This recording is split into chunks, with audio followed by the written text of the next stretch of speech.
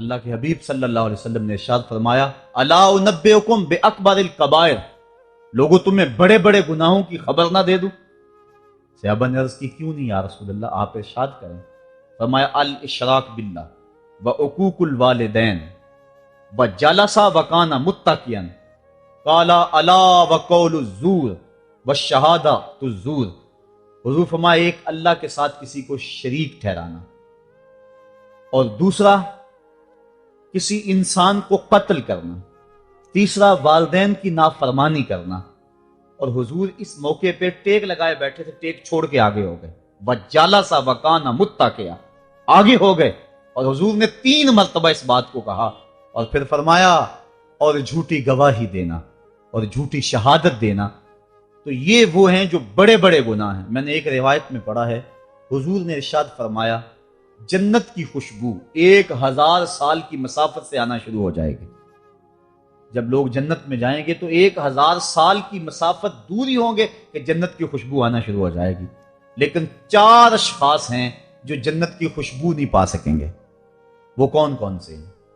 ایک قاطع الرحم، جو رشتہ داریاں توڑتا ہے، کبھی اس سے لڑائی، کبھی اس سے لڑائی، کبھی اس سے لڑائی، حالانکہ حکم ہے سل من قطعک وات من حرمک، جو تجھ سے تعلق توڑے تو اس سے تعلق جوڑ، جو تجھے محروم رکھے تو اس کی جھولیاں بھر دے۔ تو جو رشتہ داریوں کو توڑتا ہے، مقدس رشتوں کو پامال کرتا ہے، بلکہ والدین کے حوالے سے یہ بات بھی سن لیں، بعض اوقات والدہ اپنی بہن سے ناراض ہو جاتی ہے، باپ اپنے بھائیوں سے ناراض ہو جاتا ہے، تو اولاد کو کہتا ہے کہ نہ ملنا، اپنے جو ہے وہ چچا تائے سے نہ ملنا، ماں کہتی ہے اپنی خالہ سے نہ ملنا، تو اب کیا حکم ہے، ملیں کہ نہ ملیں؟ علماء نے اس پہ گفتگو فرمائی کہ قطع رحمی حرام ہے، اور ماں قطع رحمی کا حکم دے رہی ہے، کہتی ہے، اور بندہ سوچتا ہے، بچہ سوچتا ہے کہ میری خالہ تو میری ماں کے پیچھے، میرے چچا میرے تائے تو میرے باپ کے پیچھے ہیں، جب باپ نہیں ملتا تو میرے کیا لگتے ہیں، جب ماں نہیں ملتی اللہ اور ماموں میرے کیا لگتے ہیں؟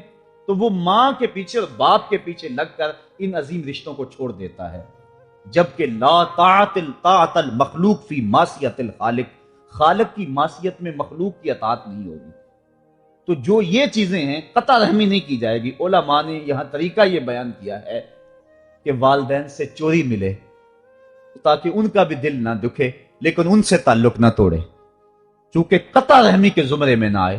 تو 4 اشخاص ہیں قیامت کے دن جو جنت کی خوشبو بھی نہیں پائیں گے، ان میں سے قطع رحمی کرنے والا، دوسرا بوڑھا زانی، اور تیسرا تکبر کی وجہ سے ٹخنوں سے نیچے شلوار لٹکانے والا، اور چوتھا والدین کی نافرمانی کرنے والا۔ حضور فرمایا یہ 4 اشخاص ایسے ہیں کہ جو جنت کی خوشبو بھی نہیں پائیں گے۔ اور ایک اور 4 اشخاص کی کہانی سنو۔ حضور نے ارشاد فرمایا اے عمر، اگر مجھے لوگوں کے سست ہو جانے کا ڈر نہ ہو تو میں تمہیں یہ بات کہوں کہ اس خبر کو جا کے گلی بازاروں میں بتا دو اور 4 اشخاص کی جنت کی گواہی دے دو کہ انہیں جنت میں جانے سے کوئی شے نہیں روک سکتی۔ عرض کی حضور کون کون؟ فرمایا ایک وہ عورت جس نے اپنی ساری محبتیں اپنے خامد پہ نچھاور کر دیں اور وہ اس حال میں مری کہ اس کا خامد اس پہ راضی تھا، جنت میں جانے سے اس کو کوئی شے نہیں روک سکتی۔ اور دوسرا وہ شخص جس کے بچے زیادہ ہیں، ذرائع آمدنی تھوڑے ہیں، لیکن اس نے اپنے بچوں کے پیٹ میں حرام کا لقمہ نہیں جانے دیا، محنت کرتا رہا، اوور ٹائم لگاتا رہا، مزدوری کرتا رہا، اور اپنے بیٹوں کے لیے رزق حلال کی تلاش میں رہا۔ وہ بوڑھی کمر پہ بوریاں اٹھا اٹھا کے کام کرتا تھا، اور اپنی کثیر اولاد کی پرورش کے لیے اس نے محنت بلی کی اور ان کو حرام کا لقمہ نہیں کھلایا۔ فرمایا قیامت کے دن اس کو بھی جنت میں جانے سے کوئی شے رکاوٹ نہیں پیدا کر سکتی۔ اور تیسرا حضور نے فرمایا وہ شخص کہ جو اپنے والدین کے ساتھ حسن سلوک کرے اور اس کے والدین اس پہ خوش ہوں، اس پہ راضی ہو جائیں۔ اور چوتھا وہ شخص کہ جس نے ایسی سچی توبہ کی کہ گناہوں کی طرف پلٹنا اس کے لیے اتنا مشکل تھا، جس طرح جانور کے تھن سے نکلا ہوا دودھ واپس نہیں جا سکتا، وہ گناہوں کی دنیا میں دوبارہ نہیں جا سکتا۔ تو یہ فرمایا یہ 4 شخص ایسے ہیں عمر، اگر اس بات کا ڈر نہ ہو کہ لوگ سست پڑ جائیں گے تو ان 4 اشخاص کے بارے میں شہادت دے دو کہ یہ دنیا پہ چلتے پھرتے جنتی۔ تو ماں باپ کی خدمت کرنے والا، ماں باپ کو راضی رکھنے والا یقیناً اللہ کی نعمتوں کا حقدار ہے۔ وہ بدبخت ہیں بیٹے جو ماں باپ کو راضی نہیں رکھتے۔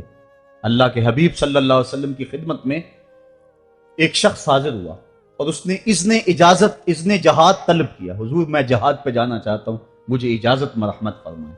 حضور نے فرمایا احیٌ والدا کا، کیا تیرے والدین زندہ ہیں؟ قالا نعم، عرض کی ہاں حضور میرے والدین زندہ ہیں۔ قالا ففیہما فجاہد، کہا جا ان کی خدمت کر، یہی تیرا جہاد ہے۔ ماں باپ کو بلکتا ہوا چھوڑ جائے اور آپ جہاد پہ چلا جائے، ماں فالج میں گری ہوئی ہے اور بیٹا تبلیغی گشت پہ چلا جائے، باپ تڑپ رہا ہے اور بیٹا پیر کی چوکھٹ پہ جھاڑو دیتا پھرے، اللہ راضی نہیں ہوگا۔ میں سچ کہتا ہوں، اپنے بھی خفا مجھ سے ہیں، بیگانے بھی ناخوش، کہ میں زہر حلاحل کو کبھی کہہ نہ سکا کند، بات وہی کہتا ہوں سمجھتا ہوں جسے حق، نئے ابلائی مسجد ہوں، نئے تہذیب کا فرزند، محمد عربی صلی اللہ علیہ وسلم سے بڑا پیر کون ہو سکتا ہے؟ لیکن حضرت وہ ویسے کرنی نہیں آ رہے۔ آقا کریم اپنے بٹن کھولتے ہیں اور کرن کی طرف، یمن کی طرف رخ کر کے لمبی سانسیں لیتے ہیں اور کہا میں رحمان کی خوشبو پا رہا ہوں۔ ایک دن صحابہ نے پوچھا بندہ نواز جس کے لیے تڑپتے ہو، جس کی ٹھنڈی ہوائیں آپ کو آ رہی ہیں، وہ آپ کا بڑا پیار کرنے والا ہے؟ کہا ہاں میرے سے بڑی محبت کرتا ہے۔ تو کہا پھر اتنی محبت کرتا ہے تو یمن تو دور نہیں ہے، بلال حبش سے آ گیا، سلمان فارس سے آ گیا، سہیب روم سے آ گیا، اور وہ یہاں یمن سے نہیں آ سکا؟ فرمایا اس کی بوڑھی اور نابینا ماں ہے جس کی خدمت اس کو نہیں آنے دیتی۔ اللہ اکبر۔ اب حضرت اویس کرنی نہیں آئے لیکن خیر التابعین کہلائے، آئے نہیں، حضور ان کی یاد میں تڑپ رہے اللہ، بلکہ حضور نے فرمایا کہ کوئی جائے اویس بن عامر کو ملے، اور جب ملے تو اس کو کہنا میری امت کی بخشش کی دعا کرے۔ جو ماں باپ کی خدمت کرتا ہے اس سے ثابت ہوا اس کی دعائیں قبول ہوتی ہیں۔ میں نے ایک روایت میں پڑھا ہے کہ جو آدمی روزانہ اپنے باپ کے لیے دعا کرے، والدین زندہ ہوں تب بھی، والدین فوت ہو گئے ہوں تب بھی، یہ عادت بنا لے، روزانہ ماں باپ کے لیے دعا کرے، ساری زندگی اس کے رزق میں بے برکتی نہیں آئے گی، اللہ اس کو رزق کی فراوانی عطا کر دے گا۔ اور جو والدین کے لیے دعا نہیں کرتا اللہ تعالیٰ کی رحمتوں سے محروم ہو جاتا ہے۔ حضرت ابو ہریرہ رضی اللہ تعالیٰ عنہ جب بھی ہاتھ اٹھاتے تھے تو یہ دعا کرتے تھے، اللہم اغفر لابی ہریرہ ولامی ولمن استغفر لہما، اے اللہ ابو ہریرہ کو بخش دے، حضرت ابو ہریرہ کی ماں کو بخش دے، اور قیامت تک جو ہم دونوں کے لیے بخشش کی دعا کرے اس کو بھی بخش دے۔ حضرت امام محمد بن سیرین ایک بزرگ ہوئے تابعی، جب بھی دعا کرتے تھے یہ دعا ضرور کرتے تھے، اے اللہ ابو ہریرہ کی بخشش کر دے۔ کسی نے کہا کہ تمہیں ابو ہریرہ رضی اللہ تعالیٰ عنہ ان کی ماں سے بڑی ہمدردی ہے؟ کہا ان سے جو ہمدردی ہونی ہے وہ تو ہونی ہے۔ انہوں نے کہا ہوا ہے اللہ ابو ہریرہ اور ان کی ماں کو بخش دے، جو ان کے لیے دعا کرے اس کو بھی بخش دے۔ تو میں دعا کر کے اپنی بخشش پکی کر رہا ہوں۔ تو والدین کے لیے دعا کرنا اللہ کی رحمت کو دعوت دینا ہے۔ تو فرمایا کہ جاؤ اویس بن عامر کو جانا اور جا کے اس کو میری امت کے لیے دعا کا کہنا۔ حضرت سیدنا عمر فاروق حضرت علی المرتضیٰ گئے، جا کے ڈھونڈا، تلاش کیا، اویس بن عامر ملے، حضور کا سلام کہا، بس پھوٹ پھوٹ کے رونے لگے۔ ہاں بتاؤ میرے رسول کے لبوں پہ میرا نام کیسے آیا تھا؟ حضور میرا جب تذکرہ کرتے تھے کیسے کرتے تھے؟ یہ درد دیکھا تو بولے کہ کیا آپ اتنی محبت رکھتی ہیں تو پھر ملنے کیوں نہیں آئے حضور کو؟ اتنا جو پیار رکھتی ہیں تو زیارت کرنے کیوں نہیں آئے؟ تو حضرت اویس کرنی نے بات کے رخ کو بدلا، کہا تم نے میرے رسول کو دیکھا؟ تم نے میرے رسول کی زیارت کی ہے؟ کہا ہاں ہم تو صبح و شام وہاں رہے ہیں۔ کہا پھر بتاؤ حضور کے یہ ابرو جڑے ہوئے تھے یا کھلے ہوئے تھے؟ اب دونوں حیران ہو گئے۔ کہا تم نے تو دیکھا، میں نے تو دیکھا نہیں، تم بتاؤ نا، پھر میں تو گیا نہیں، مجھے کہتے ہو گیا نہیں، تم بتاؤ حضور کے ابرو جڑے ہوئے تھے یا کھلے ہوئے تھے؟ حیران ہیں۔ کہا حضور آپ ہی بتلائیے۔ کہا کوئی دور سے دیکھتا تو جڑے ہوئے آتے، قریب آ کے دیکھتا تو کھلے ہوئے نظر آتے۔ یہ وہ ہے جو ماں کی خدمت کرتا رہا اور حضور کے دربار میں حاضر نہیں ہو سکا، لیکن حاضری اس کی تھی، وہ جہاں بھی تھا وہ نبی کے قرب میں تھا۔ تو اس لیے ماں باپ کی خدمت اتنا بڑا وظیفہ ہے۔ حضرت بایزید بستامی کہتے ہیں میں نے حق معاف لی اپنی ماں سے، کہ ماں تیرے حق ادا کروں یا اللہ کے حق ادا کروں؟ تو مجھے اپنے حق معاف کر دے، میں اللہ سے اپنے حق معاف کروا لیتا ہوں، اپنی اللہ کو راضی کر دیتا ہوں۔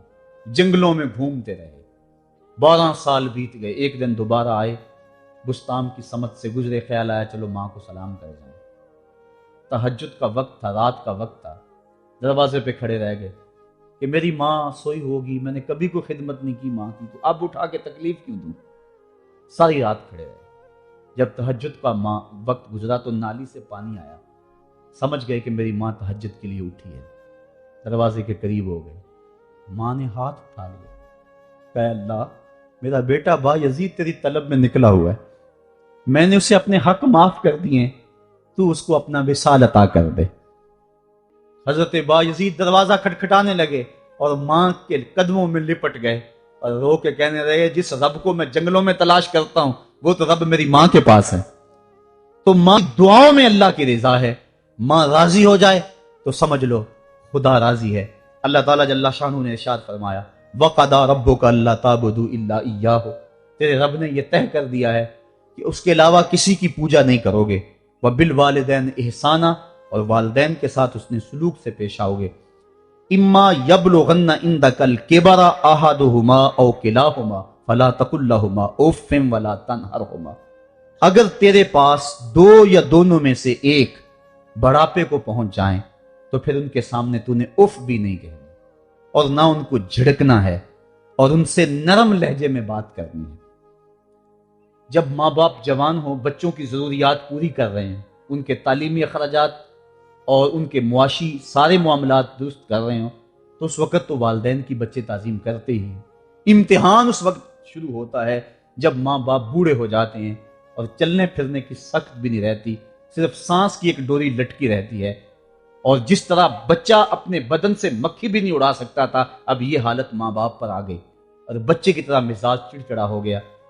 زمانے کے حالات بدل گئے, لیکن ماں باپ کی وہ پرانی روش ہے. روسی انداز میں اسی ڈگر میں بات کرتا ہے, یہ آزمائش کے دن ہیں, یہ امتحان کے دن ہیں, اب دیکھنا ہے والدین کی اس وقت تعظیم کون کرتا ہے. فرمایا اما یبلغن عندک الکبر, اگر تیرے پاس وہ بڑھاپے کو پہنچ جائیں, دونوں پہنچ جائیں, یا تیری خوش قسمتی کہ دونوں میں سے ایک پہنچ جائیں یا دونوں پہنچ جائیں, تو پھر ان کی تو نے تعظیم کرنی ہے. کیا کیسے تعظیم کرنی ہے؟ فلا تقل لہما اف, تو نے ان کو اف بھی نہیں کہنا.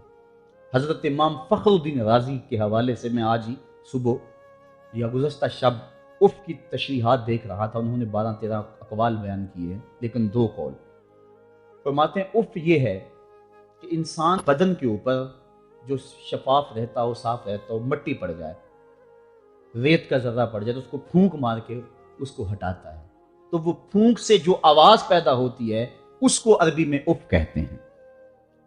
تو پھر اف ہر اس چیز کے لیے منقول ہو گیا جو ناپسندیدہ ہے. ایک تو قول یہ ہے کہ والدین کے سامنے اس احتیاط سے ہو. دوسری بات, آپ فرماتے ہیں اف کا مفہوم یہ ہے کہ جب ماں باپ بوڑھے ہو جائیں تو بول و براز چارپائی پہ نکل جاتا ہے, اور انسان ان کو اٹھا کے ان کی خدمت کرتا ہے, صفائی کرتا ہے, کپڑے بدلتا ہے. انسان کی طبیعت میں جو فطری نفاست ہے اس کے تحت اس کو ماں باپ سے جو مکروہ اور ناپسندیدہ بو آتی ہے اس سے وہ بچنا چاہتا ہے. وہ نفرت ماں باپ سے نہیں ہوتی, وہ نفرت اس بدبو سے ہوتی ہے جو ماں باپ کے بدن سے یا چارپائی سے یا کپڑوں سے اٹھ رہی ہے. تو بندہ اپنے جو ہے وہ ناک پہ کپڑا رکھ لیتا ہے اس بدبو سے بچنے کے لیے. تو اف کے مفہوم کو بیان کرتے ہوئے حضرت امام رازی کہتے ہیں کہ انسان کو اس بات سے بھی روکا گیا ہے کہ تو اپنے ناک پہ کپڑا رکھ کے اگر ان کو صفائی کر رہا ہوگا تو ماں باپ کے نازک دل پہ کہیں یہ بوجھ نہ آ جائے کہ میرا بیٹا مجھ سے نفرت کر رہا ہے. اس لیے والدین کی تعظیم کا عالم یہ ہے کہ تو کھلے ناک سے ان کی خدمت کرے اور وہ بدبو سہتا رہے, اور اپنے ناک کے اوپر کپڑا بھی نہ رکھے کہ تیرے ماں اور باپ کے دل کے اندر اتنا خلال اور ملال بھی پیدا نہ ہو. یہ ہے اف کا زمرہ. حضرت امام حسن رضی اللہ تعالیٰ عنہ نے ساری زندگی اپنی والدہ حضرت فاطمہ الزہرا کے ساتھ بیٹھ کے کھانا نہیں کھایا تھا. ایک دن حضرت سیدہ فاطمہ نے فرمایا کہ بیٹا میرا جی چاہتا ہے کہ میرے ساتھ تم بیٹھ کے کھانا کھاؤ, لیکن تم نے کبھی بھی میرے ساتھ بیٹھ کے کھانا نہیں کھایا, کیا وجہ ہے اس کی؟ تو حضرت امام حسن فرمانے لگے, عرض کرنے لگے, امی میں اس ڈر کے پاس بیٹھ کے کھانا نہیں کھاتا کہ کہیں کسی لقمے کی طرف آپ کی نظر بڑھ جائے اور میں عدم آگہی کی وجہ سے اپنے ہاتھ کو اس لقمے کے پہ ڈال لوں اور نہ جان سکوں کہ اس لقمے کو اٹھانے کا ارادہ میری ماں کے دل میں پیدا ہو چکا ہے اور میں اللہ کی رحمتوں سے محروم ہو جاؤں، اس ڈر سے میں آپ کے ساتھ بیٹھ کے کھانا نہیں کھایا کرتا۔ یعنی ماں باپ کی تعظیم کا عالم یہ ہے، اف تک نہ کہو۔ حضرت سعید بن المسیب رضی اللہ تعالی عنہ جلیل القدر تابعی ہیں، وہ فرماتے ہیں کہ والدین کے سامنے بیٹے کی حالت کیا ہونی چاہیے۔ فرماتے ہیں جس طرح بھاگا ہوا غلام پکڑا جائے اور اس کو پکڑ کے جو ہے وہ آقا کے سامنے پیش کر دیا جائے، تو اس بھاگے ہوئے غلام کو پکڑ کے جب آقا کے سامنے پیش کر دیا جائے تو جو حالت اس غلام کی ہوتی ہے، بیٹے کی حالت یہ ماں باپ کے سامنے ہونی چاہیے۔ اب ان بیٹوں کو سوچنا چاہیے جو اپنے ماں باپ کو دقیانوسی کا تانا دیتے ہیں اور سمجھتے ہیں یہ اولڈ فیشن ہے، انہیں کیا پتا زمانہ کہاں چلا گیا ہے، اور ان کے فیصلوں کو مسترد کرتے ہیں۔ علماء نے اس بات کو تفصیل کے ساتھ بیان کیا ہے کہ شریعت کے جو قطعی ضابطے ہیں، ان ضابطوں اور ان قوانین کو اور ان معاملات میں تو والدین کی فرما برداری نہیں ہوگی اللہ کی اگر معصیت ہوتی ہو، لیکن جو معاملے شک والے ہیں وہاں ماں باپ کے قول کو ترجیح دی جائے۔ تو فرمایا ان کے سامنے اف بھی نہیں کہنی، وَقُلْ لَهُمَا قَوْلًا كَرِيمًا، اور ان سے نرم لہجے میں بات کرنی ہے۔ وَاخْفِضْ لَهُمَا جَنَاحَ الذُّلِّ مِنَ الرَّحْمَةِ، اور ان سے بات اور ان کے لیے اپنے بازو بچھا لینے ہیں نرم دلی کی وجہ سے، نرمی کی وجہ سے۔ جب جانور زمین کی طرف رخ کرتا ہے، اوپر سے نیچے کی طرف آتا ہے تو اپنے پروں کو سکیڑ لیتا ہے، تو اس کے لیے یہ لفظ بولے جاتے ہیں وَاخْفِضْ لَهُمَا جَنَاحَ۔ تو اللہ تعالیٰ فرمایا جس طرح وہ جانور عزت سے اپنے بازو سکیڑ لیتا ہے اور پھیلاتا نہیں ہے، والدین کے سامنے تیری اکڑ، تیرا عہدہ، تیرا منصب، تیری شانیں، تو بڑا اونچا ہے، لوگ تجھے سلوٹ کرتے ہیں، تیرے ہاتھ چومتے ہیں، تجھے سلام کرتے ہیں، اونچی کرسیوں پہ تو بیٹھتا ہے، لیکن وہ سب وہاں چھوڑ دے اور ماں کے قدموں میں عاجز بن کے بیٹھ جا، باپ کے قدموں میں عاجز بن کے بیٹھ جا، وہاں اپنی اس کسی چیز کا لحاظ رکھ۔ پرندہ اوپر کوڑے تو پر کھولے، لیکن جب نیچے آئے تو پروں کو سمیٹ لے، تیرا عہدہ، تیرا منصب باہر رہے، جب ماں باپ کے پاس آئے اس وقت تو مؤدب غلام کی صورت میں اپنے والدین کے سامنے کھڑا۔ وَقُلْ رَبِّ ارْحَمْهُمَا كَمَا رَبَّيَانِي صَغِيرًا، اور اگلا حق یہ بیان فرمایا کہ اللہ کی بارگاہ میں عرض کرے اللہ میری ماں پر بھی اور میرے باپ پر بھی رحم فرما دے، جس طرح میں چھوٹا تھا اور میرے اوپر انہوں نے رحم فرمایا۔ انسان ماں باپ کے حق دے ہی نہیں سکتا، حضور نے ارشاد فرمایا کہ انسان ماں باپ کے حق نہیں ادا کر سکتا الا یہ کہ ان کو غلام پائے اور خرید